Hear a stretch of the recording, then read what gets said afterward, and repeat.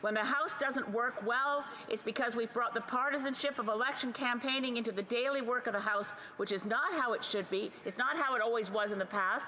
And I think it would go away if we changed proportional representation as our voting system to increase cooperation in this place. Since the Conservatives actually got more votes in the last 2 elections, are they ready to consider perhaps changing our voting system? The Honourable Leader of the Official Opposition. We can respectfully disagree on that, Mr. Speaker. Thank you. And that's all the time we have for that. Statements by members. Déclaration de député. The Honourable Member for Whitby. Mr. Speaker, when Vladimir Putin senselessly invaded Ukraine, he not only attacked the people of Ukraine, but Ukrainians everywhere, including those here in Canada. I was recently joined by the Minister of Public Safety as we met with the Durham Ukrainian-Canadian Congress. We heard truly inspiring stories from people with family and friends on the ground fleeing violence or staying to fight and defend their country. We heard the stories of the members of the Ukrainian community in the Durham region who wake up each day focused on helping those who have been affected. The Durham chapter of the Ukrainian-Canadian Congress is coordinating an extensive support system and has even set up separate committees to help with housing, food, clothing, and much more. And as they prepare to support over 2,000 refugees, including hundreds they're already helping. I would encourage everyone who wants to provide support to visit supportukrainians.ca/Durham to find out how they can assist. The dedication, level of organization, and perseverance exhibited by the Durham UCC is nothing short of amazing, Mr. Speaker. Thank you. The Honourable Member for Montmagny-Lillet, Kamouraska, Rivière-du-Loup. Mr. Speaker, the pandemic has put a number of projects on hold in my riding. A number of festivals and other events have been postponed or canceled. Today, life is slowly getting back to normal, and a play is going to be put on May 27th and 28th in La Pocatière. Actors have been preparing for almost 3 years to put this play on, Georges Jodin, or Le Mari Confondu, which is a Molière comedy. And I'm sure that everyone will be smiling when this play is put on, and I would encourage everyone to attend. Mr. Speaker, let's encourage our friends who are artists and support our culture. Thank you, Mr. Speaker. The Honourable Member for Halifax West. Thank you very much, Mr. Speaker. Recognize a pillar of the community, His Excellency Wadia M. Ferris. Mr. Ferris is an engineer, entrepreneur, innovator, community builder who has put his time, talent, and treasure into a multitude of local, national, and international boards and committees. His unwavering support and commitment to society has earned him numerous awards, accolades, and honors, including the Order of Canada. For the past 26 years, he has served as the Honorary Consul of Lebanon for the Maritime Provinces. At the end of May, under the patronage of Ambassador Fadi Ziadi, the community will gather in the Silver Jubilee celebration, where the Order of Merit, Lebanon's highest order for civilians, will be bestowed upon him as a token of gratitude for his service to Lebanon and the Lebanese community in the Atlantic provinces. I ask all parliamentarians to join me in thanking and congratulating His Excellency Wadia Ferris. Merci beaucoup. Thank you very much. The Honourable Member for Thérèse de Blainville. Mr. Speaker, May 1st is International Workers' Day. It's an opportunity to highlight the many struggles that have led to better working and living conditions in our societies. If we have 8-hour workdays nowadays and labor standards, it's because workers have made many sacrifices and defended their rights and those of future generations. In the face of repression and injustice, they have chosen solidarity to push back the limits of what can be done. Yesterday, under the banner of Let's Get Past the Health and Safety Crisis, thousands of Quebec workers marched in the streets to remind us of all this. I salute these women and men who fought and are still fighting today. Happy May 1st. The Honourable Member for Outremont. Thank you, Mr. Speaker. I'd like to wish Eid Mubarak to the entire Muslim community in my riding and all across Canada. At the end of this sacred month of Ramadan, I think in particular of the Moroccan community and especially one of our leading lights, Abdelghani Dades. My friend Dades, you are the guiding light of the Moroccan community in Canada, and we share a common mission, and that is to foster ties, closer ties between the Jewish and Muslim communities here and elsewhere. And people wonder why if people are wondering why I'm singing his praises today, it's because we are celebrating 60 years of diplomatic relations between Canada and Morocco today. And I love to hear the sound of your name here in this house. I'd love for you to know how much the Government of Canada recognizes and acknowledges the contribution you've made, and I hope that friendship lasts forever. Honourable Member for Cumberland Colchester. Mr. Speaker, if you build it, they will come. I'm certain that many, if not all, parliamentarians have recognized this quote from the Field of Dreams.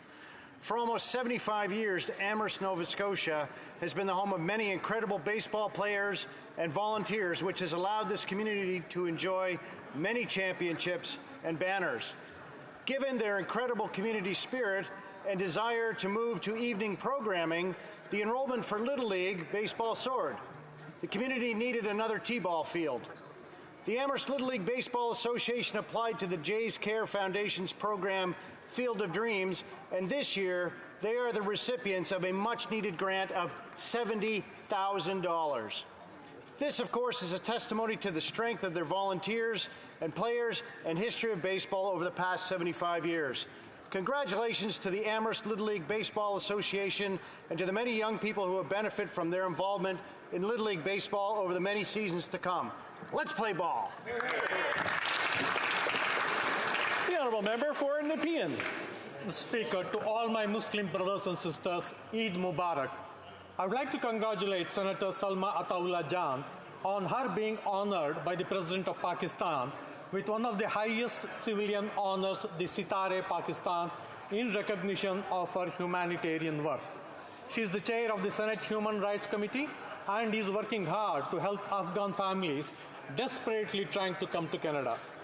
I would also like to recognize Dr. Anisul Rahman, Sadaf Ibrahim, Dr. Syed Aziz, Syed Kashif Alamdar of the Canada-Pakistan Association.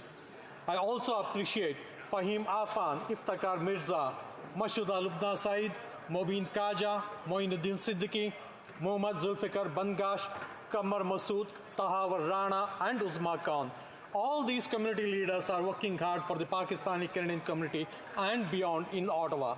I would also like to recognize the important contributions that the Pakistani community has made for the socio-economic development of Canada. Thank you, Mr. Speaker. Hear, hear. The Honourable Member for Brampton East. Mr. Speaker, the Canada Summer Job Program provides youth with great opportunities to develop their skills and gain valuable experience.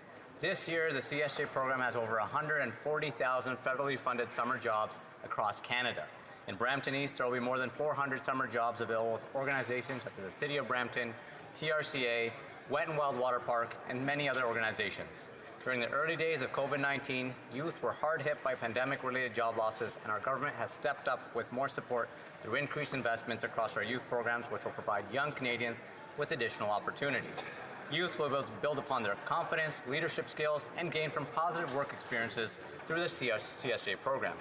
Our government understands young people are the future of tomorrow. If you are between the ages of 15 and 30, check out the Government of Canada job website. There are thousands of amazing opportunities for young Canadians now posted at www.jobbank.gc.ca/youth. Thank you, Mr. Speaker. The Honourable Member for Peterborough-Kawartha. Imagine a place where everyone is included, regardless of gender, religion, political, or socioeconomic status. Imagine a place where children learn the value of teamwork, where children hopefully learn tough losses are often the best lessons.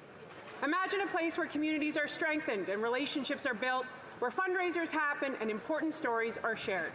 If you haven't guessed yet, this place does exist. It's called a community centre. I grew up in Douro, Ontario, home to one of the best community centres in this country. They were recently named one of 4 finalists in Craft Hockeyville, where $250,000 is up for grabs. Douro Minor Hockey is hoping to use the money to meet the needs of their growing and diverse community. This is how inclusion and empathy starts, at the grassroots level, where a community centre says, we invite and include everyone. I'm very proud of my progressive community of Douro Dummer. Voting happens only one day, May 6th, so log on to crafthockeyville.ca and vote as many times as you can. Ready? D-O-U-R-O. Let's go, Douro. Let's go. The Honourable Member for Etobicoke North. The member has provided a translation of this statement, which the interpreter will now read. May is Gaelic Awareness Month in Nova Scotia. This is a good time to celebrate the Gaelic language and culture. Since the 18th century, thousands of Gaels from the Highlands and Islands of Scotland came to North America. Among early settlers, they did not come with much, but built many communities in Canada.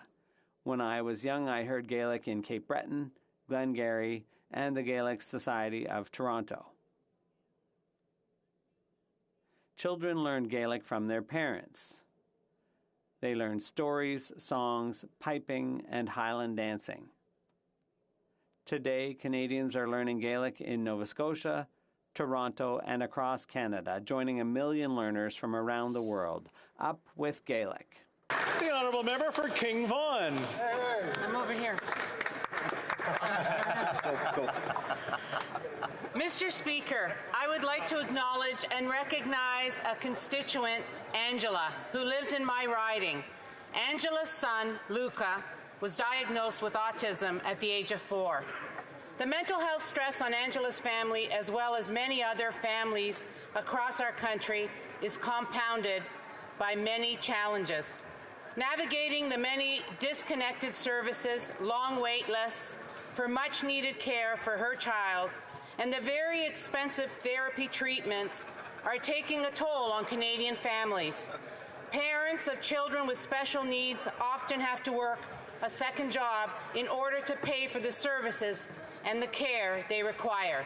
Mr. Speaker, families in Canada are struggling, and with the increased inflationary pressures, the federal government needs to acknowledge the challenges they face. It is our responsibility to assist Canadians who are struggling to balance family obligation with personal mental health difficulties. Thank you, Mr. Speaker. The Honourable Member for Brantford Brant. Mr. Speaker, today I rise loss of Grace McSweeney, a 12-year-old girl from my riding who passed away last month by suicide after a long battle with depression. While her mother Lauren and stepfather Jeremy were well aware of her struggles, they felt helpless. Her age and the price tag of services were persistent barriers when it came to accessing professional help. They also raised concern over the devastating effects that over-the-counter medication can have. Now they are fighting for stronger label warnings and child-proof caps on all acetaminophen products. I commend Grace's parents for channeling their grief into advocacy, and I'm honored to bring their voices to the House today. As today marks the first day of Mental Health Week, I encourage all members of the House to do more in providing mental health resources to kids who are struggling. We must work together to prevent tragedies such as the passing of Grace. May she rest in peace.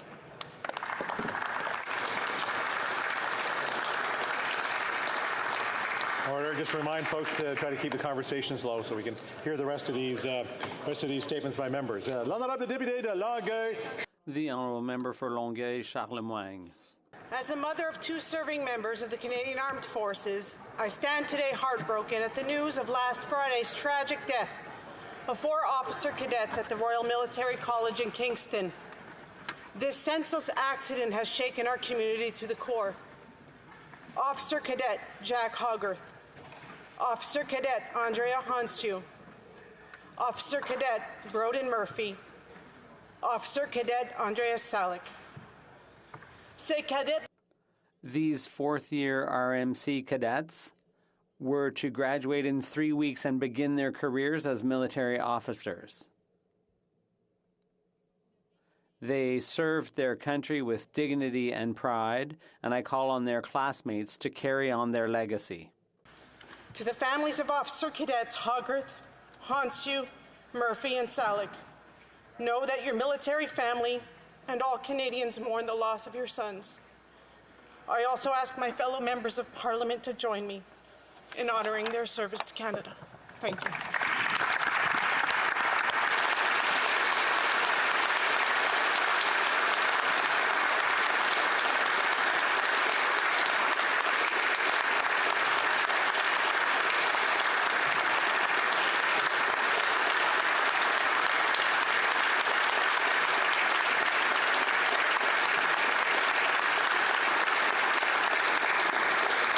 The honourable member for Nanaimo Ladysmith. Mr. Speaker, today Canadians mark the start of National Mental Health Week. In recognition of this important week, the Canadian Mental Health Association acknowledges the importance of empathy. I quote, "It's the capacity we share as human beings to step into each other's shoes, to understand where they're coming from and what they're feeling, to listen hard and refuse to judge." I couldn't agree more. Through these challenging times, we need to walk together with empathy and kindness. Today and every day, we need to recommit to destigmatizing mental illness and to do all that is required to make sure mental health supports are accessible to all, so that no one is left to suffer in silence. New Democrats will continue to fight for barrier-free, culturally appropriate, and accessible mental health supports. To the countless heroes who have been working tirelessly across the country and in my riding of Nanaimo Ladysmith to provide mental health supports at a time when we need it most, I thank you. The honourable member for Drummond. Mr. Speaker, last Thursday, our Great Lady of Quebec song, Jeanette Renaud, was named a Knight of the Legion of Honour, the highest distinction in France. This singer, with a voice that's recognized by all, both powerful and tender, may sing that she is qu'une chanson, just a song. In Quebec, everyone knows she's much more than that. She has always taken her work un peu plus haut, un peu plus loin, a bit higher, a bit further, showing that l'essentiel is quand on se donne, when we give ourselves to the fullest. Mr. Speaker, to give you an idea of the extent of her talent, when she sings "O Canada" at a Canadians game, she even gives sovereignists the shivers. A warm and genuine woman who radiates as much through her endearing personality as with her talent. She is an incomparable ambassador of Quebec and a living treasure of French culture. We salute this touching initiative of our French cousins who offered her sunshine croissant for lunch. Thank you, France, and bravo, Jeanette.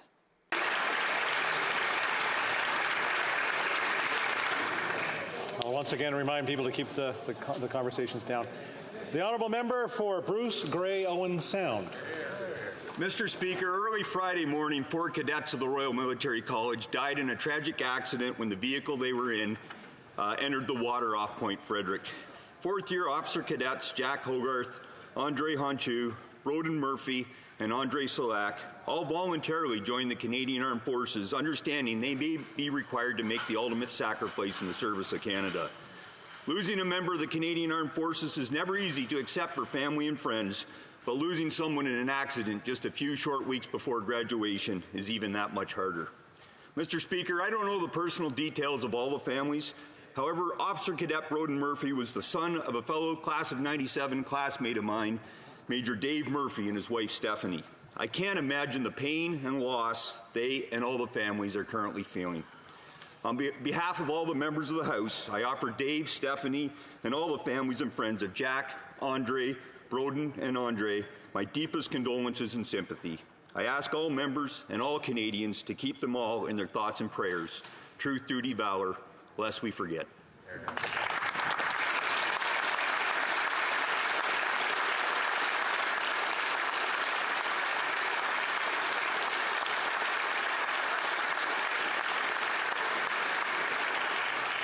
The honourable member for Scarborough Agincourt. Mr. Speaker, this year marks the 20th anniversary of Asian Heritage Month in Canada, a time to recognize the achievements and contributions of Asian Canadians. This weekend, I attended an event honoring Dr. Vivian Poy, the first Canadian of Asian descent appointed to the Senate.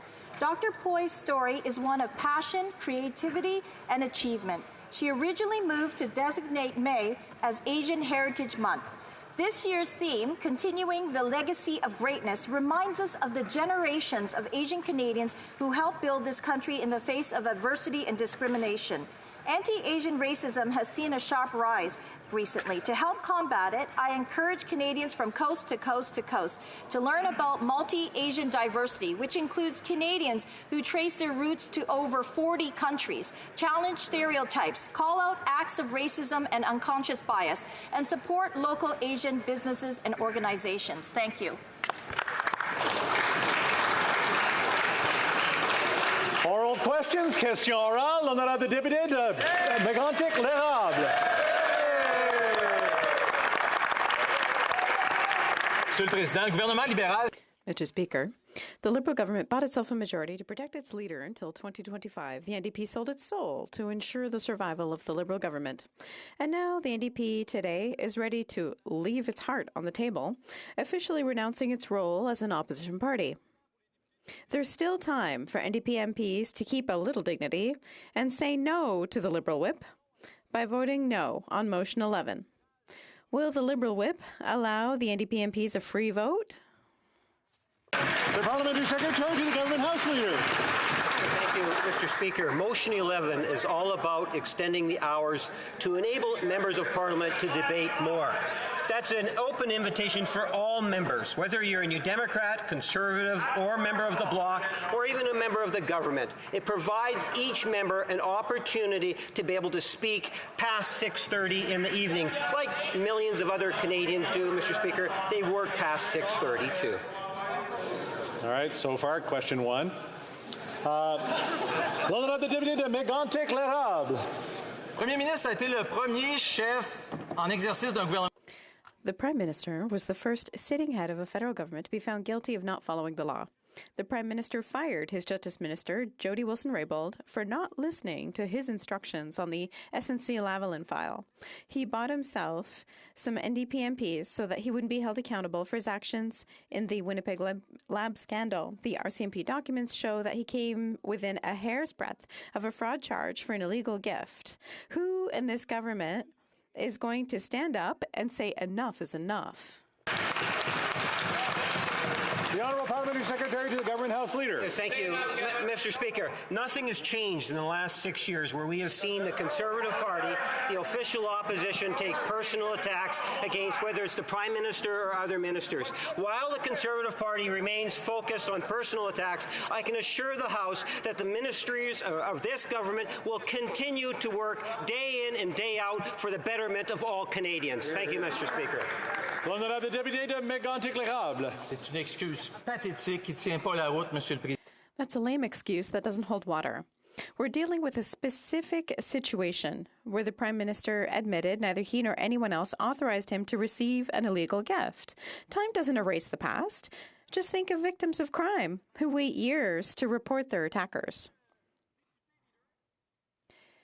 Is the Deputy Leader telling them to keep quiet and not say anything about these criminal acts? Why has the Minister of Justice already asked the RCMP to reopen the investigation? The Honourable Parliamentary Secretary. Mr. Speaker, I think it's important that the government remained focused on the job at hand. As the Conservatives, as I say, want to continue to have personal attacks against the different ministers of this government, we will continue to remain focused on the economy, on making life better for all Canadians. Thank you, Mr. Speaker. The Honourable Member for Selkirk Interlake Eastman. Mr. Speaker, the Parliamentary Secretary can sit here and be part of a government cover-up, and that's why this morning I again wrote to the RCMP Commissioner regarding the RCMP's criminal brief on the investigation into the Prime Minister's $215,000 private island vacation. The criminal brief says the RCMP deferred to the Ethics Commissioner's interpretation of the Prime Minister's actions were not criminal in nature. However, We now know from the news the former Commissioner, Mary Dawson, was unfamiliar with the criminal code offense of fraud against the government. She had no interpretation to give. So has the Prime Minister spoken to the RCMP in the last week about his criminal behavior? The Honourable Parliamentary Secretary. Yes. Mr. Speaker, I think it's important to recognize, even before the Prime Minister was the Prime Minister, even before he was the leader of the Liberal Party, Conservative members always had personal attacks against the Prime Minister. Ever since we've been in government, their focus has been character assassination. While they want to focus on that, Mr. Speaker, we will continue to focus on programs that matter. And an excellent example of that is the National Child Care Program, Mr. Speaker, a program that is serving Canadians in every region of our nation today. The Honourable Member for Selkirk Interlake Eastman. The Prime Minister should really answer these questions. He can run, but he can't hide from the law. The RCMP deference to the retired Commissioner Dawson was asserted as one of the justifications for why it was not in the public interest to pursue a criminal investigation. But now, all of the public interest arguments by the RCMP for not pursuing charges have been undone in the past week. It is in the public interest for Canadians to know the Prime Minister is not above the law. So will the Prime Minister and his staff cooperate with the RCMP in this investigation of fraud on the government by the Prime Minister? Honourable Parliamentary Secretary to the Government House Leader. Mr. Speaker, what we're witnessing is an ongoing continuation of political theatrics from the Conservative Party.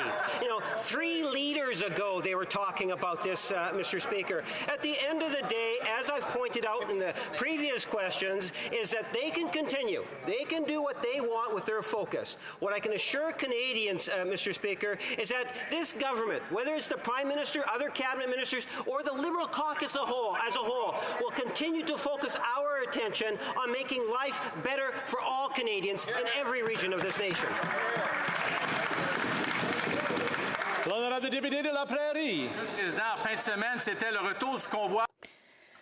This weekend was the return of the anti-public health measures convoy. This time, the Ottawa Police, OPP, and Parliamentary Security worked together from the very beginning. When people tried to move their vehicles into the security perimeter to reoccupy the downtown area, they were immediately arrested. No disturbances, shops remained open. In short, 3 days later, it's already over because everyone did their jobs well. And all this without the Emergency Measures Act. So, I have a $1,000 question. What was the Emergency Measures Act for this winter? The Honourable Minister of Public Safety. Monsieur le Président, premièrement, je veux exprimer. Mr. Speaker, first of all, I want to express how relieved we are to see the good work done by police services, including the RCMP that provided additional resources, and to maintain public security. To respond to my colleague, we invoked the Emergency Measures Act at the time because we needed it. Monsieur le Président, c'est la preuve qu'on n'a jamais eu besoin de mesures d'urgence. That's the proof we never needed emergency measures. We just needed to coordinate the work of all levels of government and the police. This is the same good work that ended the siege this winter. And that's exactly what this government refused to do during the occupation. Remember, it spent days blaming the city of Ottawa and calling the occupiers just a bunch of malcontents, and then weeks before creating any kind of coordinating body. It was the Pontius Pilate Festival. He washed his hands of it until it hurt. All we needed was for him to do his job. So why the emergency measures? The Honourable Minister. Monsieur le Président, avec beaucoup de respect. Mr. Speaker, with all the respect I have for my colleague, January and February required a great deal of contributions at the border in BC, in Manitoba, in Ontario, at the Ambassador Bridge. Many people were there. It was a threat to public safety. After calling upon the police forces, we invoked the Emergency Measures Act to protect the public, and that's always the priority of this government. The Honourable Member for New Westminster Burnaby. Deux importantes prestations qui permettent aux parents de rester à la maison avec leurs jeunes enfants et au travers de rester à la maison lorsqu'ils sont malades vont expirer ce samedi, qui s'en vient, le 7 mai. There's an interpretation problem? There's an interpretation problem? It's working. C'est bien. Okay. It's good. L'honorable député de New Westminster Burnaby peut recommencer. Please restart your question. Deux importantes prestations qui permettent aux parents. Two important benefits that allow parents to stay home with their young children and parents to stay home when they're sick are going to expire this Saturday. This is coming up. And in the meantime, the reform for EI that would have set up paid sick leave are still pending. As Canada goes through the sixth wave of the pandemic, will the Minister of Finance explain why it's letting workers down again? Will she renew these all-important measures? The Honourable Minister. Mr. Speaker, Canadians expect and deserve an EI system that is responsive to their needs. EI sickness benefits are an important support for Canadians who need to leave work because of illness or injury. Workers receiving important treatments or requiring a longer period to recover from an illness or injury face a stressful income gap between the time they exhaust their benefits and when they are healthy enough to return to work.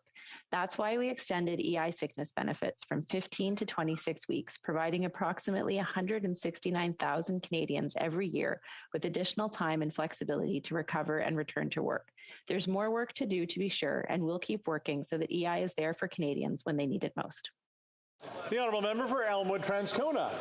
Well, Mr. Speaker, the minister's right. Canadians do deserve an employment insurance system that's there for them and that works. And in fact, they should have had that in place before the Liberals ended pandemic benefits that allowed them to stay home with their children when they're sick, that allowed them to stay home from work when they're sick to not put their colleagues in danger. But instead, what we have is a situation where the government is allowing these benefits to end without having put the 10 paid sick days in place, without having put the employment insurance reforms in place. So will the government either present these reforms immediately or extend the benefits until they reform EI and put the 10 paid sick days in place?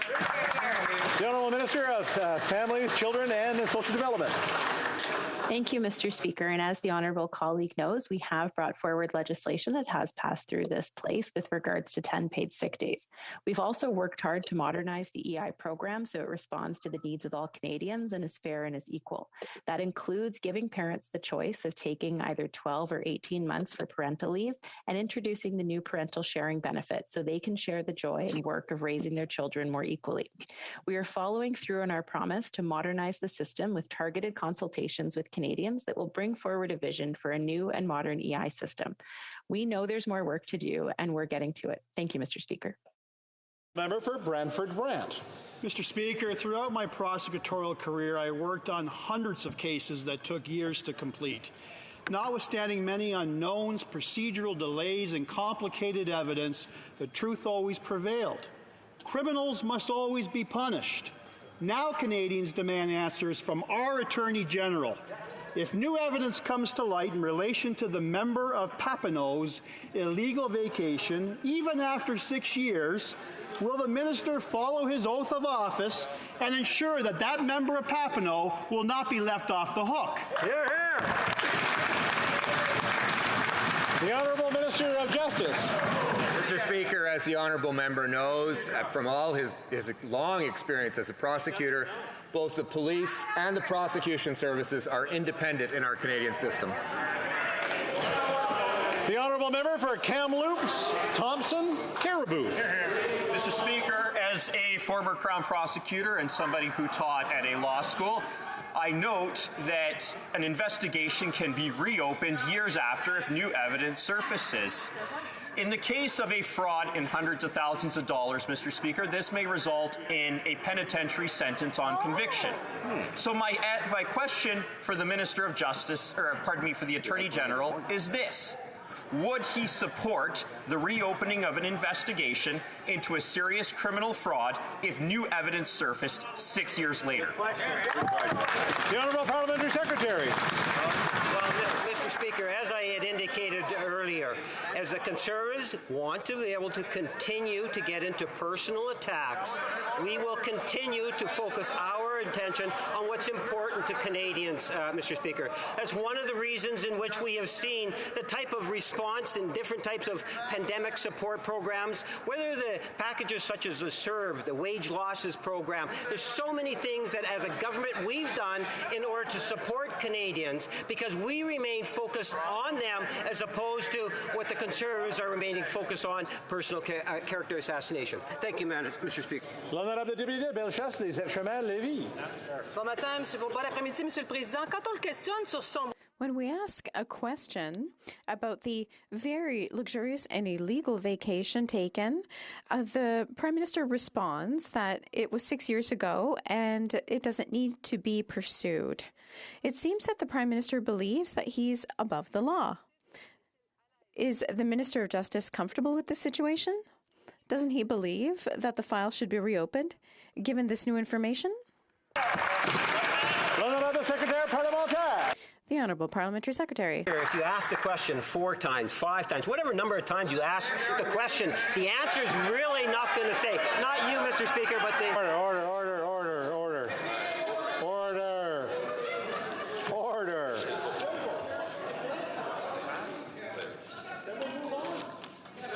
The Honourable Parliamentary Secretary. Mr. Speaker, I'm just trying to give some advice to the Conservative opposition. No matter how many times in which you might want to, as an opposition party, rephrase or phrase a particular question, I understand that your focus is more on character assassination, whether it's the Prime Minister or other ministers. My suggestion, Mr. Speaker, is no matter how persistent they are at that, we will be equally, or if not more persistent, on serving Canadians by developing good legislation and good budgetary measures that are going to help Canadians every day of their life. The Honourable Member for Kildonan and St. Paul. Speaker, for 3 weeks, MPs, staff, members of the public, we all walked through that protest in downtown Ottawa for 3 weeks. That's right. Meanwhile, this government is claiming that the national security threat was so serious, so dangerous, that it couldn't be addressed using any other law. But if that's the case, how are we all permitted to walk through that protest every day? Either, Mr. Speaker, there wasn't a real threat and they were just overcompensating for their incompetent management of the protest, or, Mr. Speaker, or they were knowingly putting us all in danger, Mr. Speaker. Which one was it? Yeah, which one? The Honourable Minister of Public Security. Mr. Speaker, with great respect to my colleague, she knows full well that the Rideau Centre was completely shut down, that small businesses were shut down. She knows full well that Ottawa residents were unable to get to work, unable to drop their children off at daycare. And if she doesn't take my word for it, listen to the Canadian Association of Chiefs Police, who said, and I quote, "The Emergencies Act is critical to assisting law enforcement in addressing the mass national and international organization of the Freedom Convoy 2022. Close quote, Mr. Speaker. We invoked it because it was necessary, and it worked. The Honourable Member for Lethbridge. Well, to adequately justify the use of the Emergency Act, the government must demonstrate that there is not an already existing law in place that could deal with this so-called emergency. Since the Prime Minister invoked the Act on February 14th in response to the Ottawa protesters, I have to assume that there is in fact good evidence that procedure was followed. But to know for certain, we need access to certain documents that are held by Cabinet right now. The Prime Minister is hiding behind secrecy. Now, this is strange for a Prime Minister who is committed to openness and transparency. So the question really is, why the cover-up? The Honourable Minister of Public Safety. Mr. Speaker, we've been transparent all along about the reasons why we needed to invoke the Emergencies Act. We debated that motion right here in this chamber, and it's very discouraging to hear the members of the Conservative Party continue to diminish and downplay the severity of the national emergency which beset this community, multiple ports of entry. And again, if they don't want to take it from the government, listen to what the President and CEO of the Surrey Board of Trade said in British Columbia. Quote, "An unacceptable sabotage of the economy." Quote, "The impact of these blockades is choking already impacted supply chains." Mr. Speaker, I would encourage and urge my Conservative colleagues to speak to Canadians. The Honourable Member for Sturgeon River Parkland. Well, Mr. Speaker, I certainly hope that's not the evidence this government's hoping to rely on. During the appointment process for the Emergency Act inquiry, which led to the selection of Justice Rouleau, can the Minister of Public Safety confirm, did any minister or members of their political staff speak with the judge before his appointment? And if so, did they discuss what kind of evidence the inquiry would or would not seek, including documents covered by cabinet confidentiality or solicitor-client privilege? Okay. The Honourable Minister of Public Safety. Mr. Speaker, with regards to my colleague's original comment about him not wanting the Commissioner and the Parliamentary Committee to consider the testimonials, the lived experiences of Canadians, including the President of business improvement areas, small business leaders, ordinary Ottawans who live outside of this chamber, I would encourage him to revisit his position. We are listening to Canadians about the impacts of the illegal blockades, Mr. Speaker, and of course, Judge Rouleau will carry out his inquiry independently, transparently, to ensure there's accountability on this decision. Thank you.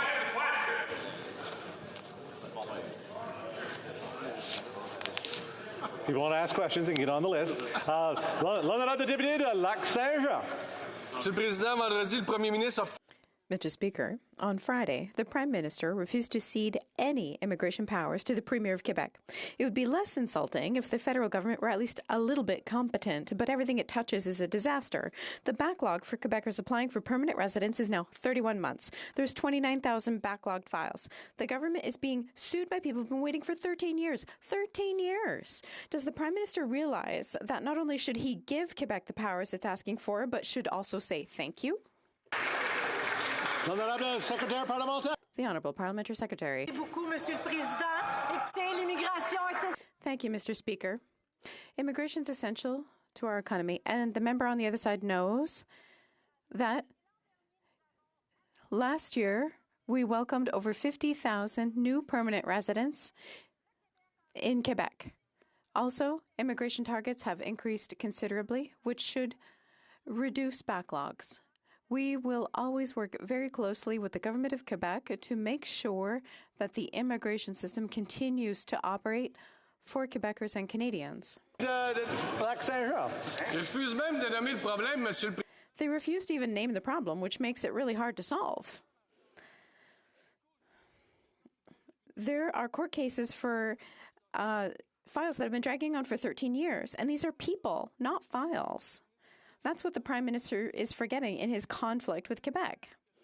The federal government is proving that either it's incapable of handling the workload or doesn't consider them important enough to make improvements. Why not just transfer power to Quebec so that it can take care of its own immigration? The Honourable Parliamentary Secretary to the Minister of Immigration. Monsieur le Président, encore une fois, je remercie.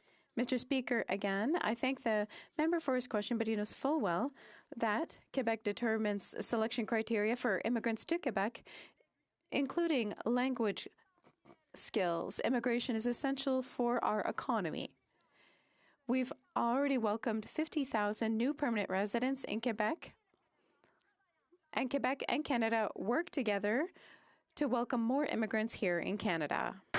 L'honorable député de Thérèse de Blainville. Monsieur le Président, Ottawa doit aussi... Mr. Speaker, Ottawa should also transfer the management of temporary foreign workers to Quebec. Every year, the federal government causes delays for our businesses by forcing them to produce market studies that already exist. In fact, Quebec produces them for all of the sectors of its economy. Quebec could simply apply them to temporary foreign workers by integrating them into its labor strategy. It's that easy. When will the federal government stop burdening our businesses and transfer the management of temporary foreign workers to Quebec? L'honorable ministre du Patrimoine. The Honourable Minister of Heritage. Quebec selects 74% of its immigrants and permanent residents. They have their own selection criteria, including knowledge of French. They select students that come in as well. In 2021, we have been working together Even though the Bloc Québécois just wants to create conflict, I will say that we are working well together. Central Okanagan, Similkameen Nicola. You just can't trust these Liberals, Mr. Speaker. They tell hopeful millennials who make good wages and are stuck in their parents' basement time after time they will act on housing affordability. Take blind bidding. These Liberals promised that they would ban it. Outside of making it a criminal offense, it is clearly an area that's under the exclusive jurisdiction of the provinces. Will the minister admit today that their election promise to ban blind bidding in the last election was false right from the start? Or are they planning to start criminalizing real estate agents who take blind bids on behalf of their clients? The Honourable Parliamentary Secretary. Merci, Monsieur le Président. Je remercie le membre pour sa... I thank the member for his question. On this side of the House, we know full well that the dream of Canadians to buy property is becoming more and more difficult. One of the measures in our budget is to work on a charter of buyer's rights in collaboration with provinces and territories, because on this side of the House, housing is a right, and that's what we're going to work on. And I invite the member and his colleagues to vote in favour of the measures in the 2022 budget. That's leadership.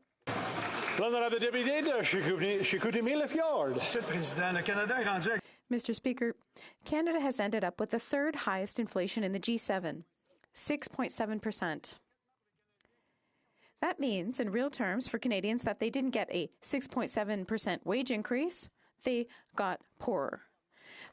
The price of groceries has increased by 8.7% in the last year. That's the second highest rate in the G7. We'd say, or that it seems, that the minister is wearing rose-colored glasses with the budgetary forecast. I don't know what the minister's doing, but it's not working. And when will she change the plan to work for Canadians? The Honourable Minister. Thank you for the question, Mr. Speaker. I am glad that finally the Conservatives admit that inflation is a worldwide phenomenon. Canadians know that. The last inflation number was 6.7% for inflation in Canada. In the United States, it's 8.5%. OECD, 7.7%. And the Eurozone, 7.3%. It's Putin and COVID that are to blame for inflation. Of Quinty. Mr. Speaker, housing affordability in Canada is so bad, it's now affecting our military families.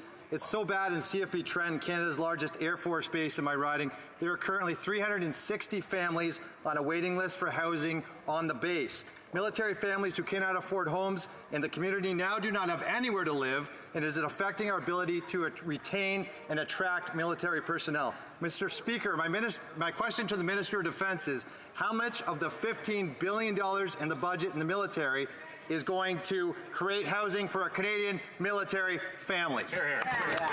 The Honourable Minister. The Honourable Minister on Zoom. Hello, Mr. Speaker. Mr. Speaker, we are making critical major investments in personnel, equipment, and infrastructure that will support continental defense, will support military families, will support equipment and resources for the Canadian Armed Forces. We agree that the lives of military families as well as CAF personnel themselves is of the utmost importance. That's why Budget 2022 committed $8 billion towards increased defense spending in the budget. And that's why that is on top of 70% of increase under strong, secure, engaged. Thank you, Mr. Speaker. The Honourable Member for Port Moody Coquitlam. Mr. Speaker, a scathing report from the Environment Commissioner showed that Infrastructure Canada is no longer accurately tracking emissions for the projects it funds. Local communities depend on this data. They are on the front lines of climate change and are committed to meeting climate targets. They need the federal government to provide reliable information, as well as the stable funding they've been requesting. How can this Liberal government claim to support local communities when they are not even tracking the climate impacts of the infrastructure they fund? The Honourable Minister. Thank you, Mr. Speaker, and I thank my honourable colleague for her question. We welcome the findings of the Commissioner's report. We believe, like him, that Canada should always do better when it comes to fighting climate change, and specifically on infrastructure, Mr. Speaker. We are doing things that have never been seen before in Canada, such as using infrastructure dollar to invest in nature-based solutions all across the country, Mr. Speaker. This is one of the best ways not only to fight climate change, but to mitigate the impacts of climate change and adapt to those impacts. Thank you, Mr. Speaker. The honourable member for Churchill, Kawadanagasky. Mr. Speaker, Peguis First Nation is once again facing devastating flooding, unprecedented water levels, 900 people evacuated, over 600 homes impacted. In 2009 and 11, the Manitoba NDP government and the federal government supported Peguis. Today, the situation is worse. This is a climate emergency. Peguis needs support now, including from the military that have stepped up for First Nations during emergencies. Will the federal government work with Peguis and the province to ensure they get all the help they need, including urgent military support now? Honourable Parliamentary Secretary to the Minister of Indigenous Services. Thank you, Mr. Speaker, and thank you to the member. I am very concerned, Mr. Speaker, that Peguis First Nation is experiencing flooding events again this year. They have been impacted significantly, Mr. Speaker, by previous flooding, and their communities have been working to rebuild their homes and their community. The Canadian Red Cross, Indigenous Services Canada, are working with Chief Hudson to evacuate residents as required, Mr. Speaker. We'll continue to work with the community to ensure that they have the resources and supports that they need, as this is an active event. Thank you, Mr. Speaker. L'honorable député de Sudbury. The honourable member for Sudbury. Mr. Speaker, Francophones outside Quebec need strong institutions to help their communities grow and prosper. In Sudbury and Northern Ontario, Francophones are hoping that the University of Sudbury can get back to its Francophone roots. As an independent French language university, according to the by and for governance principle. Can the Minister of Official Languages tell this House how this government is making this dream a reality? The Honourable Minister of Official Languages. Thank you, Mr. Speaker. I'd like to thank my colleague for her important question. Our government understands that we need to invest in institutions supporting our official language minority communities, specifically the French language education system.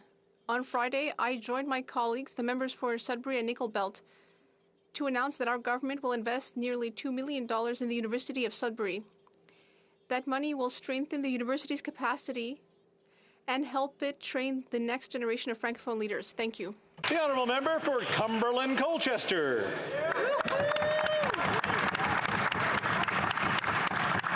Mr. Speaker, around the world there is consensus that we're moving into the endemic phase of COVID-19. Unfortunately, federal employees continue to be left behind.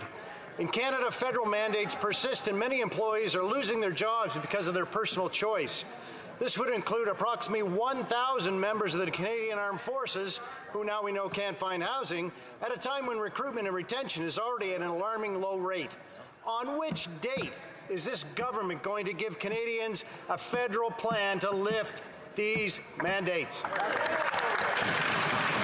The Honourable President of the Treasury Board. Mr. Speaker, thank you to the Honourable colleague for his question. You know, having a vaccine workforce makes our workforce and our communities safer. We asked employees of the Federal Public Service to attest to their vaccination status, and they stepped up. 99% of public service have attested to being fully vaccinated. We are currently reviewing this policy, and we will be back to Parliament to share our decision. Thank you, Mr. Speaker. Hear, hear. Order. It's hard to hear the answers. The honourable member for Cumberland Colchester. Mr. Speaker, in Health Committee, Dr. Isaac Bogosh stated this complicated science that the Minister of Health keeps referring to with respect to mandates could be summarized in one page. We've also heard again that there's going to be a regular review of these mandates. Where is it? When is the Prime Minister going to be transparent and make us all aware of the scientific benchmarks and government reviews and release Canadians from those who disagreed with him from these vindictive and overly punitive mandates, Mr. Speaker? The Honourable Parliamentary Secretary to the Minister of Health. Thank you, Mr. Mr. Speaker, and I thank my honourable colleague for his collaboration on the Health Committee, and I'd also like to acknowledge that he served many years, not just in the Canadian Armed Forces, but also as a family doctor. And he knows that today we know more about COVID-19 than ever before, and we're in a very, very different place than we were 2 years ago.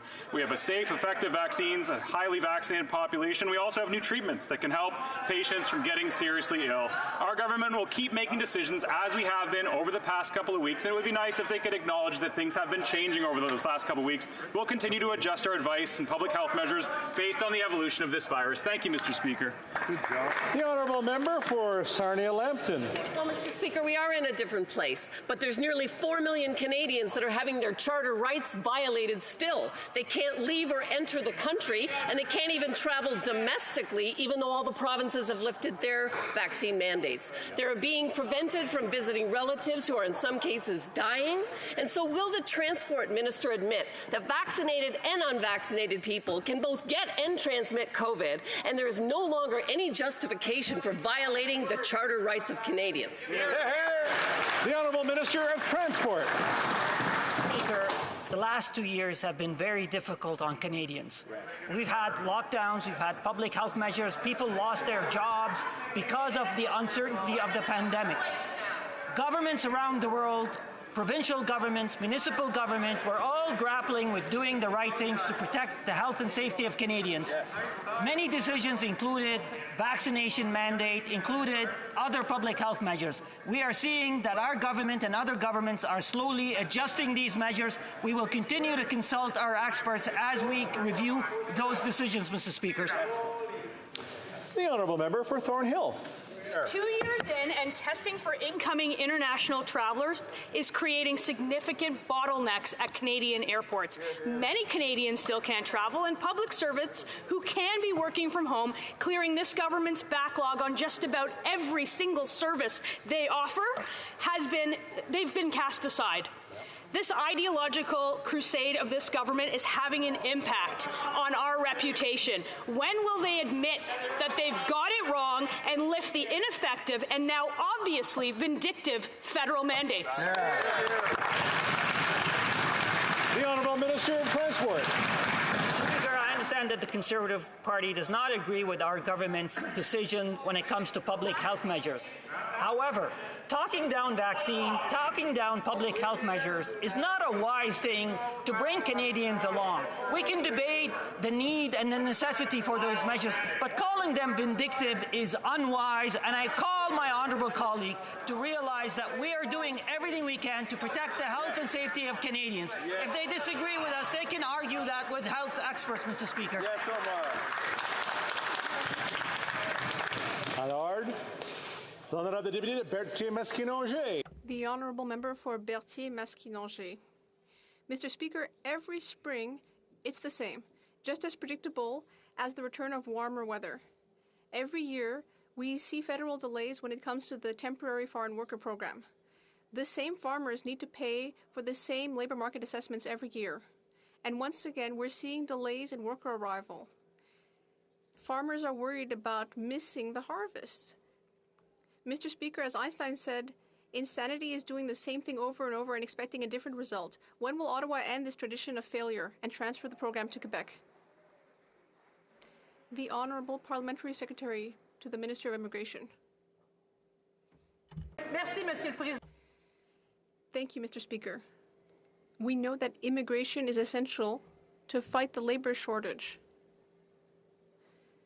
We are prioritizing processing files in key areas, such as agriculture and food processing. In the first quarter of 2022, we processed nearly 100,000 work permits, nearly double what was processed in the same period last year. We will continue to work hard, Mr. Speaker, to ensure that Canadian employers have access to the employees they need to help support Canada and Quebec's economic recovery. The Honourable Member. Mr. Speaker, the Bloc Québécois is proposing many possible solutions.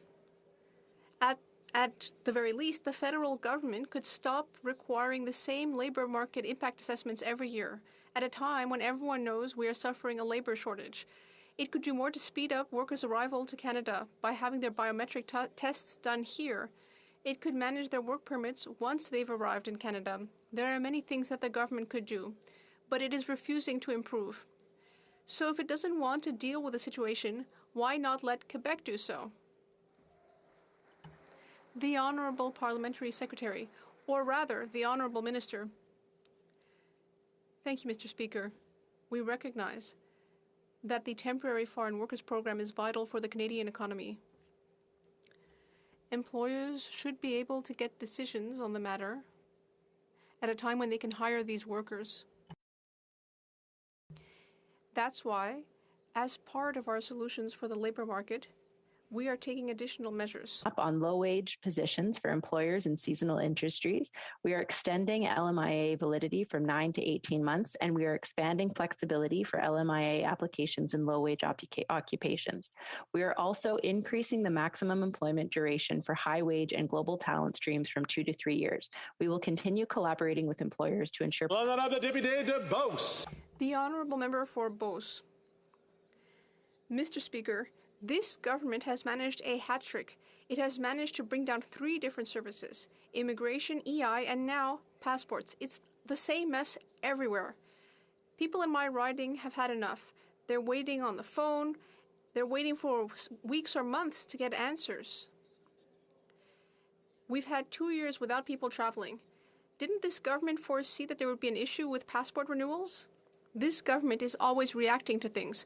When will it act proactively and reduce delays for passport renewals? The Honourable Minister.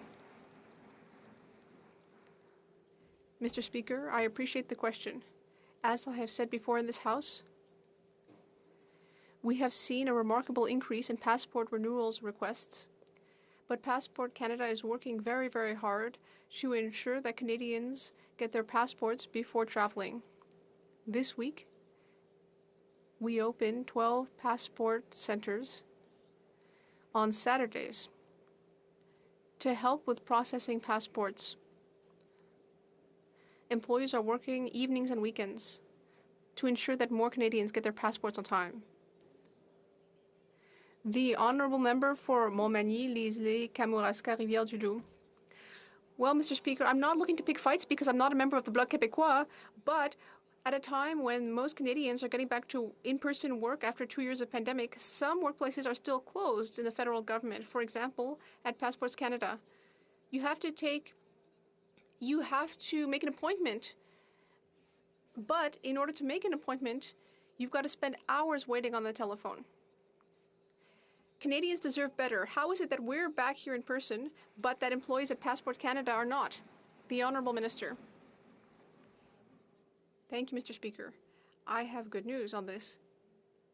Service Canada and passport offices will be reopening their kiosks in almost all locations. We have spoken with unions and employees who have been working from home and who were working long hours to serve Canadians. But we know that this is an important issue. Many people want to travel at this time, and so the services will be offered at offices throughout the country. Liberal Kawartha. Poor planning has resulted in unacceptable wait times for Canadians to get a passport. The Liberal government is profiting from Canadians' desire to travel, yet offering less service. They knew this need was coming, yet they clearly are not prepared, and now Canadians are paying the price. Passport Canada is charging a $45 transfer fee plus an additional $110 fast processing fee. All these unnecessary processing fees are making a 10-year adult passport $315 instead of $160. Wow. Why are Canadians paying for the Liberals' inability to plan? The Honourable Minister of Families, Children and Social Development. Mr. Speaker, and as I have said numerous times in this House, we are experiencing an incredible increase in demand. For the past 2 years, many Canadians followed the advice of government and did not travel. Now they're looking forward to traveling again, and so therefore there is a big increase in terms of demand. That being said, Service Canada and Passport Canada are doing everything they can to meet this unprecedented surge in demand. Just this past weekend, we opened 12 centers on Saturday to assist. Passport officers are working day, night, and on the weekends to meet the demand, and will continue to provide the best service possible that we can to Canadians, understanding the honourable member for Fredericton. Thank you, Mr. Speaker. Eliminating all remaining long-term drinking water advisories on reserve is a priority for this government. To accomplish this long-awaited aspiration, it is indispensable that First Nations communities need to access reliable funding for their water and wastewater services over long periods of time. Can the Parliamentary Secretary of Indigenous Services Canada inform this House how this government is working in partnership with First Nations at every step of the way to ensure sustainable access to clean drinking water in First Nations communities, specifically in Atlantic Canada, a territory governed by the Peace and Friendship Treaties? The Honourable Parliamentary Secretary to the Minister of Indigenous Services. Thank you, Mr. Speaker, and thank you to the member for Fredericton for this very important question. Access to clean drinking water is fundamental, Mr. Speaker. That is why Budget 2022 will provide $173.2 million to support the transfer of services in 17 communities to Atlantic First Nations Water Authority. Recently, Chief Ross Purley stated this gives us self-determination on drinking water. We will continue, Mr. Speaker, to work with all communities to find and support Indigenous-led solutions to strengthen water management on reserve. Thank you, Mr. Speaker. The honourable member for Niagara Falls. Mr. Speaker, this year's budget raises more questions for Canada's wine industry than it answers. Last year's budget dedicated $101 million over 2 years in support of a trade-legal excise exemption replacement program, an amount the industry says falls way short of what they need. This year's budget now forecasts the government generating $135 million over that same 2-year period. Where is that extra $34 million in forecasted revenue going? Will it be given back to the wine industry to support their needs? Which is it? You promised to make them whole. Will you do so? Just remind the member on the usage of you. L'honorable ministre. Well, thank you very much, Mr. Speaker, and thank you for the question. As we announced in last year's budget, we will be providing more than $100 million to support wineries in adapting to ongoing and emerging challenges. The program is expected to open for application intake this summer. And as I'm sure the honourable member knows, Canada had a WTO dispute with Australia.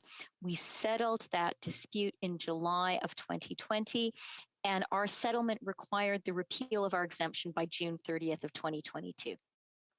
The honourable member for Edmonton Manning. Thank you, Mr. Speaker. Canadians followed public health measures and made tremendous sacrifices during the COVID-19 pandemic. Canada has one of the highest vaccination rates in the world. Provincial health officials have followed the science to remove vaccine and mask mandates. With all the provinces and most countries moving on from the pandemic restrictions, why won't the Prime Minister follow the science and immediately end all federal vaccine mandates and restrictions on Canadians? Great question. The Honourable Parliamentary Secretary to the Minister of Health. Thank you, Mr. Speaker, and I thank my honourable colleague from Edmonton Manning for the question. As he's well aware, Canada's a really big country, and public health advice can vary across the country due to local epidemiological situations in various provinces and territories. I'd also like to say that all of the other countries that have been named in this House lately, we've got a lower death rate than all of them, and we should acknowledge that our very low death rate is due to the very high vaccination rate and the strict adherence to public health guidelines and the ongoing pandemic that we're all experiencing. Mr. Speaker, we all want this pandemic to be over, and following the public health restrictions, we'll make sure that it is over soon. The honourable member for Hastings, Lennox and Addington. Thank you, Mr. Speaker. Record inflation under this government doesn't only affect Canadian seniors, but their children too. With 2 children in university and all too familiar Alzheimer's diagnosis, forced a family in my riding to dip into their meager retirement savings to support their loving father in his time of need. This is a reality that far too many Canadian families are experiencing. Mr. Speaker, informal caregivers are the backbone of this care economy, so what specific measures will this government be introducing to help young families care for their aging parents? The Honourable Parliamentary Secretary to the Minister of Seniors. Thank you very much, Mr. Speaker. I want to thank the honourable colleague for the question. When it comes to supporting Canada's seniors, Budget 2022 provided great news, including, Mr. Speaker, $5.3 billion over 5 years for the dental care, engaging with experts on creating a career extension tax credit, creating an expert panel to study the idea of aging at home benefit, doubling the qualifying expense limit of the home accessibility tax credit, $1.5 billion to extend the rapid housing initiative, creating at least 6,000 new affordable housing units, and, Mr. Speaker, finally $475 million to provide a one-time $500 payment to those, including seniors, facing housing affordability challenges. The Honourable Member for Vaudreuil-Soulanges. Mr. Speaker, bias, obstacles and discrimination are a daily reality for too many Canadians, including Black Canadians, racialized Canadians, and Indigenous peoples. As the biggest employer in the country, the federal government is responsible for setting an example. Can the President of the Treasury Board tell us about the concrete measures taken to strengthen diversity and inclusion in the public service? The Honourable President of the Treasury Board. I'd like to thank my honourable colleague for his hard work and for his question. Mr. Speaker, we will continue to take concrete measures to eliminate discrimination in our institutions. We have created the Centre for Diversity and Inclusion, launched programs to eliminate obstacles to recruitment and promotion. We have published disaggregated data, and we have amended the Public Service Employment Act. Mr. Speaker, discrimination has taken root over a long time. Therefore, eradicating it will take unrelenting effort. Malahat Langford. Mr. Speaker, Mohamedou Slahi spent 14 years imprisoned in Guantanamo Bay despite being innocent. During his wrongful detention, he faced extreme conditions, including torture.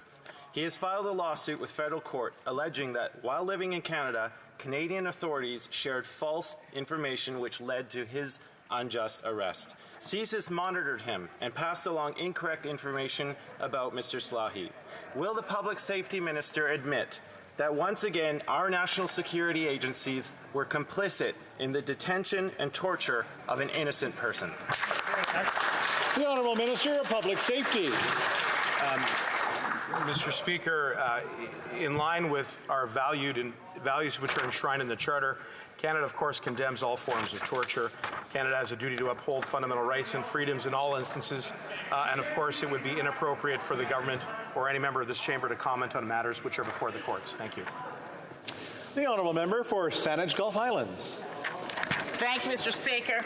My question is, how is the government ensuring that with new publicly funded plutonium technologies in so-called SMR reactors, we are not increasing the risk of nuclear proliferation of weapons, undermining global treaties? The experimental molten salt reactor in New Brunswick, being built by a company that's never done it before, of course, because no one has, British company Moltex, has admitted through its CEO that there is a risk, and he goes on to say, quote, "We will ensure we've got the risk of nuclear weapons proliferation managed and sufficiently low."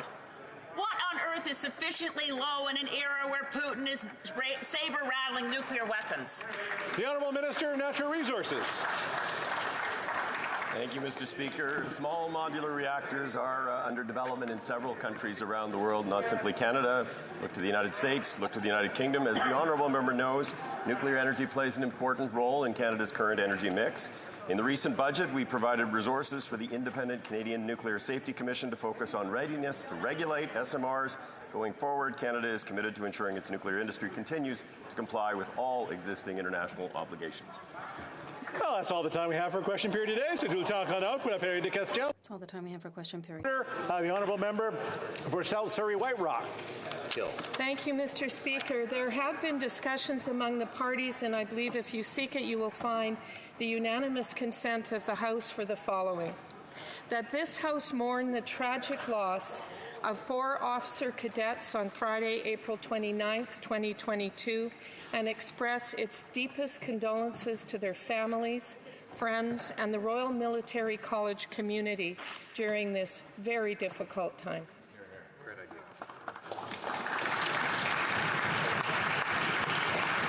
All those opposed to the Honourable Member moving the motion will please say nay. Agreed. The House has heard the terms of the motion. All those opposed to the motion will please say nay. Motion is carried. So following discussions among representatives of all parties of the House, I understand that there is an agreement to observe a moment of silence in memory of the 4 officer cadets who lost their lives in Kingston. I will now invite the honourable members to please rise.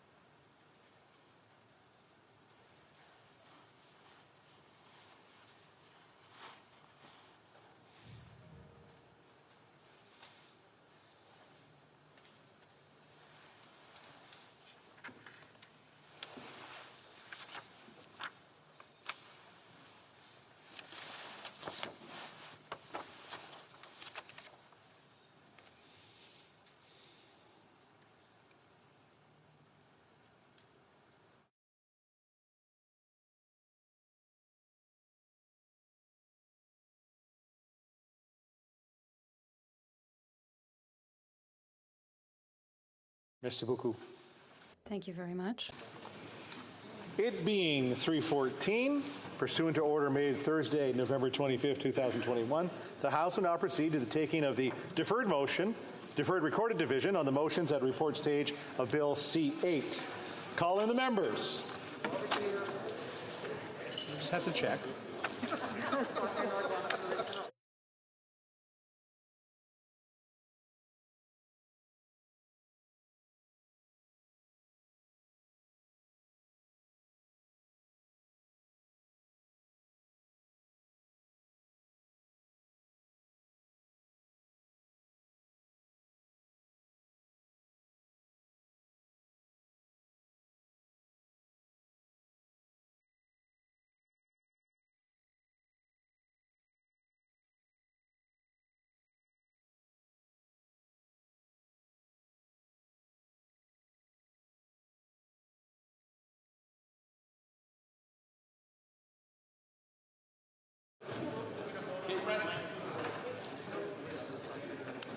The question is on motion 1. Le vote sur... A vote on this motion also applies to motions numbers 2 to 10. Mr. Albus, seconded by Mr. Deltel, move that Bill C-8 be amended by deleting Clause 2. The 10-minute period for members voting electronically has started. The House will now proceed to the vote for members participating in person. All those in favor of the motion will please rise. Ms. Bergen. Monsieur Paulus. Monsieur Deltel. Mr. Bazan. Mr. Chong. Monsieur Brassard. Monsieur Berthold. Mr. Fast. Mr. Albus. Ms. Findlay. Ms. Dancho. Mr. Nater. Mr. Barrett. Mr. Jennis. Mr. Schmale. Mr. McLean. Mr. Seaback. Mr. Lloyd. Mr. Lobb. Mrs. Gray. Mr. Kimmich. Mr. Calkins. Ms. Lanceman. Mrs. Kuzi. Mr. Perkins. Mr. Malillo. Mr. Lake. Mr. Vidal. Mr. Reid. Mrs. Gallant. Mr. Tucker. Mr. Caputo. Mr. Small. Monsieur Godin. Monsieur Gould. Mrs. Vecchio. Mr. Steinley. Ms. Rood. Mr. Ellis. Madame Vien. Mrs. Goodridge. Mrs. Cramp-Nyman. Ms. Ferrari. Mr. Stewart. Mr. Baldinelli. Ms. Gladue. Mr. Zimmer. Monsieur Reyes. Monsieur Généreux. Mr. Richards. Mr. Dreesen. Mr. McGuire. Mr. Abu Tayyif. Mr. Arnold. Mr. Cooper. Mr. Kelly. Mr. Kitchen. Mr. Kitchen. Mr. Shields. Mr. Shields. Mrs. Thomas. Mrs. Thomas. Mr. Waugh. Mr. Waugh. Mr. Motts. Mr. Motts.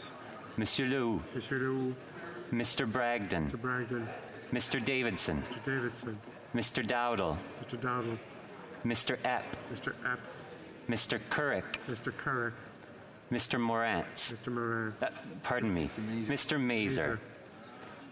Mr. Morantz. Mr. Morantz. Mr. Morrison. Mr. Morrison. Mr. Patzer. Mr. Patzer. Mr. Soroka. Mr. Soroka. Mr. Van Popta. Mr. Van Popta. Mr. Brock. Mr. Brock. Mr. Chambers. Chambers. Mr. Muse. Mr. Muse. Mr. Ruff. Mr. Ruff.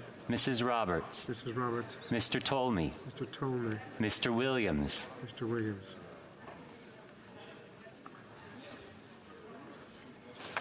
All those opposed to the motion will please rise. Mr. Macaulay Cardigan. Macaulay Cardigan. Ms. Bennett. Ms. Bennett. Monsieur Duclos. Monsieur Duclos. Monsieur Rodriguez. Monsieur Rodriguez. Monsieur Lametti. Monsieur Lametti. Mr. Algabra. Mr. Algabra. Mr. Wilkinson. Mr. Wilkinson. Ms. Hutchings. Ms. Hutchings. Ms. Tassie. Ms. Tassie. Madame Petitpas-Taylor. Madame Petitpas-Taylor. Monsieur Boissonneau. Monsieur Boissonneau. Monsieur Garneau. Monsieur Garneau. Mr. Carr. Mr. Carr. Ms. Duncan, Etobicoke North. Ms. Duncan, Etobicoke North. Ms. Scrow. Ms. Scrow. Mr. Scarpaleggia. Mr. Scarpaleggia. Madame Fortier. Madame Fortier. Ms. Murray. Ms. Murray. Monsieur McKinnon-Gatineau. Ms. McKinnon-Gatineau. Ms. Ing. Ms. Ing. Madame Joly. Madame Joly. Monsieur Miller. Mr. Miller. Mr. Mendicino. Mr. Mendicino. Madame Le Boutillier. Madame Le Boutillier. Madame Bendayan. Madame Bendayan. Mr. Casey. Mr. Casey. Ms. Vandenbeld. Ms. Vandenbeld. Mr. Sheehan. Mr. Sheehan. Monsieur Sanson. Mr. Sanson. Mr. Biddle. Mr. Biddle. Mr. Garrettson. Mr. Garrettson. Mrs. Romanado. Mrs. Romanado. Mr. Lamoureux. Mr. Lamoureux. Ms. Sahota. Ms. Sahota. Madame Koutrakis. Madame Koutrakis. Mr. Duguid. Mr. Duguid. Ms. de Brussen. Ms. de Brussen. Madame Lalonde. Madame Lalonde. Ms. Dillon. Ms. Dillon. Mr. Assassi. Mr. Assassi. Mr. Fonseca. Mr. Fonseca. Mr. Nakvi. Mr. Nakvi. Mr. Vancouverden. Mr. Vancouverden. Mr. Fisher. Mr. Fisher. Ms. Jones. Ms. Jones. Ms. O'Connell. Ms. O'Connell. Mr. Kellaway. Mr. Kellaway. Mr. Beach. Mr. Beach. Mr. May Cambridge. Mr. May Cambridge. Mr. Sidhu Brampton East. Mr. Sidhu Brampton East. Mrs. Suds. Mrs. Suds. Mr. Badaway. Mr. Badaway. Mr. Batiste. Mr. Batiste. Ms. Damoff. Ms. Damoff. Mr. Fragiscados. Fragiscados. Monsieur Drouin. Monsieur Drouin. Mr. Chang. Mr. Chang. Madame Martinez Ferrada. Madame Martinez Ferrada. Mr. Longfield. Mr. Longfield. Mr. Maloney. Mr. Maloney. Mr. McDonald Avalon. Mr. McDonald Avalon. Mr. McKinnon Coquitlam Port Coquitlam. Mr. McKinnon Coquitlam Port Coquitlam. Monsieur Robillard. Monsieur Robillard. Ms. Zerowitz. Ms. Zerowitz. Monsieur Schiefke. Mr. Schiefke. Mr. Sobara. Mr. Sobara. Mr. Spengeman. Mr. Spengeman. Mr. Rogers. Mr. Rogers. Ms. Yip. Ms. Yip. Mr. Aldag. Mr. Aldag. Mr. Baker. Mr. Baker.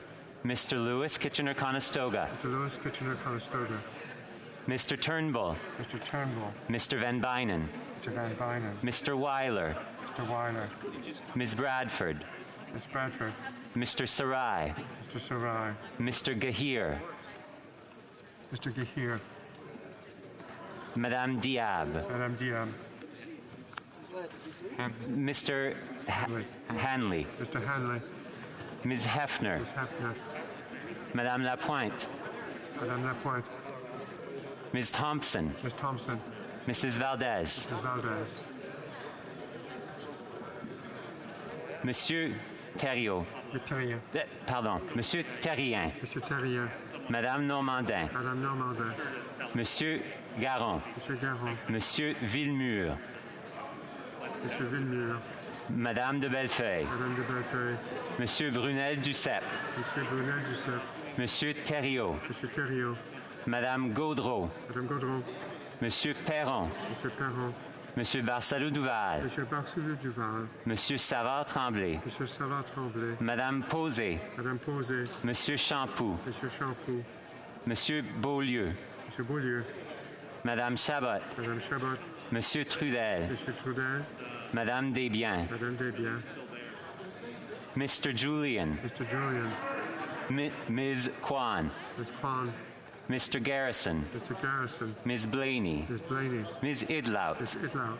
Mr. McGregor. Mr. McGregor.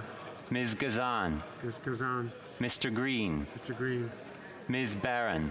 Ms. Barron. Mr. Bachrach. Mr. Bachrach. Madame Hughes. Madame Hughes. Ms. Zarillo. Ms. Zarillo. Ms. Collins Victoria. Ms. Collins Victoria. Mr. Angus. Mr. Angus. Ms. Matheson. Ms. Matheson. Mr. Desjarlais. Mr. Desjarlais. Ms. McPherson. Ms. McPherson. Mr. Blakey. Mr. Blakey. Ms. May, Saanich Gulf Islands. Ms. May, Saanich Gulf Islands.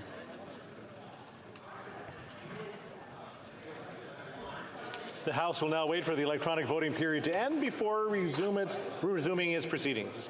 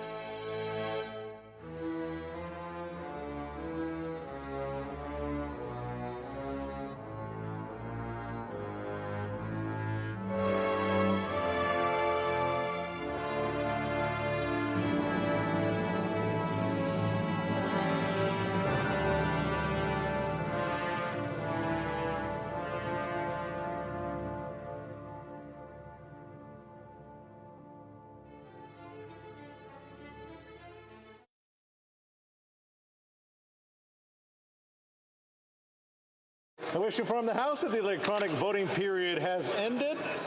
If members were not able to vote due to technical difficulties, they may now use the raise hand function, and the chair will recognize them. And seeing no hands up, one last try. Bon. The table will now compile the results of the vote.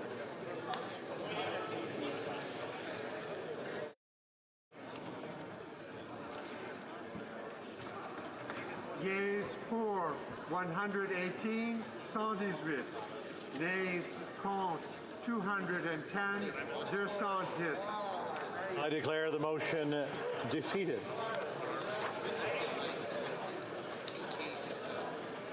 Mr. Lametti for Ms. Freeland, seconded by Mr. McCauley, moves that Bill C-8, an act to implement certain provisions of the economic and fiscal update tabled in Parliament on December 14, 2021, and other measures, is amended, be concurred in at report stage. If a member of a recognized party present in the House wishes to request a recorded division or that the motion be adopted on division, I would invite them to please rise and indicate it to the chair. The Honourable Parliamentary Secretary to the Government House Leader. Yes, Mr. Speaker, I would request a recorded vote, please. A recorded vote? Okay. The 10-minute period for members voting electronically is started, and the House will now proceed to the vote for members participating in person. All those in favour of the motion will please rise. Mr. Macaulay Cardigan. Mr. Macaulay Cardigan. Ms. Bennett. Ms. Bennett. Monsieur Duclos. Monsieur Duclos. Monsieur Rodriguez. Mr. Rodriguez. Mr. Lametti. Mr. Lametti. Mr. Algabra. Mr. Algabra. Mr. Wilkinson. Mr. Wilkinson. Ms. Hutchings. Ms. Hutchings. Ms. Tassi. Ms. Tassi. Madame Petitpas-Taylor. Madame Petitpas-Taylor. Monsieur Boissonneau. Mr. Boissonneau. Monsieur Garneau. Mr. Garneau. Mr. Carr. Mr. Carr.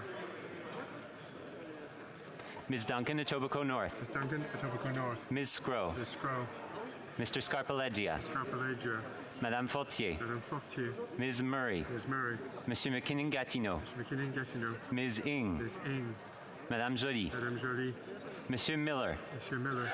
Mr. Mendicino. Mr. Mendicino. Madame Le Boutillier. Madame Le Boutillier. Madame Bendayan. Madame Bendayan.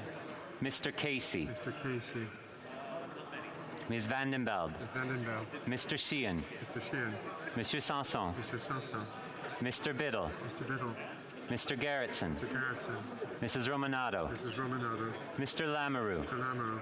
Ms. Sahota. Ms. Sahota. Madame Koutrakis. Madame Koutrakis. Mr. Dogood. Mr. Dogood. Ms. Debruson. Ms. Debruson. Madame Lalonde. Madame Lalonde. Ms. Dillon. Ms. Dillon. Mr. Assassi. Mr. Assassi. Mr. Fonseca. Mr. Fonseca. Mr. Nakvi. Mr. Nakvi. Mr. Vancouverden. Vancouverden. Mr. Fisher. Mr. Fisher. Ms. Jones. Jones. Ms. O'Connell. Mr. O'Connell. Mr. Kellaway. Mr. Kellaway. Mr. Beach. Mr. Beach. Mr. May Cambridge. Mr. May Cambridge. Mr. Sidhu Brampton East. Mr. Sidhu Brampton East. Mrs. Suds. Mrs. Suds. Mr. Badaway. Badaway. Mr. Batiste. Mr. Batiste. Ms. Damoff. Mr. Moss. Mr. Fragiscados. Fragiscados. Monsieur Drouin. Monsieur Drouin. Mr. Chang. Mr. Chang. Madame Martinez-Farada. Madame Martinez-Farada. Mr. Longfield. Longfield. Mr. Maloney. Mr. Maloney. Mr. McDonald Avalon. McDonald Avalon.